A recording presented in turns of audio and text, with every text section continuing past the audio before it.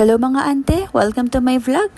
Kahapon nga ay holiday kaya akala ko pwede akong tanghaliin ng gising. Kaya lang may film showing pala sila Caleb kaya parang ganun din.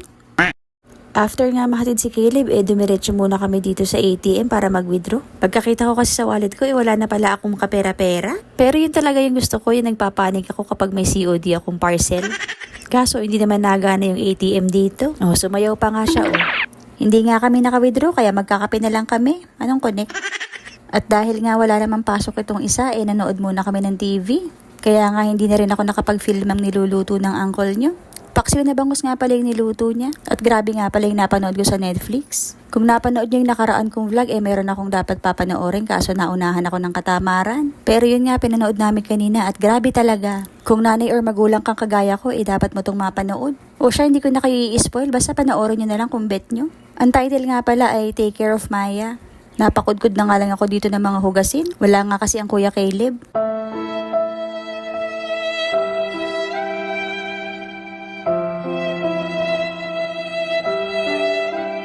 Wala lang. Gusto ko lang na magandang musical scoring.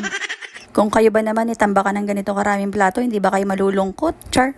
Sana nga sa totoong buhay, ganito tayo kabilis kumilos. Di wala pang isang oras tapos na lahat ng gawain.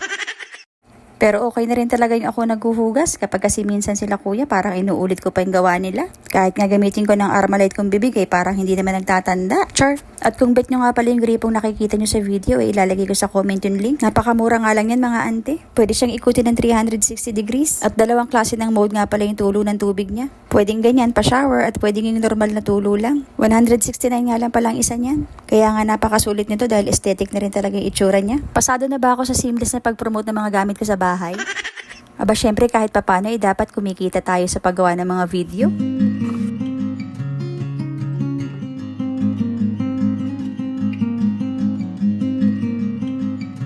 Fast forward nga mga 2 PM nag-text na si Kuya Caleb. Nagpapasundo na nga at tapos na daw sila magala. Char. Mga 11 ata natapos na yung movie pero syempre kumain pa sila at nagala-gala. Pag uwi nga namin may nadaanan kami mga nagtitinda ng merienda. Kaya bumili muna kami ng maruya, turon at ng lumpiang toge. Kaming tatlo lang ang kumain dahil si Caleb ay busog pa nga.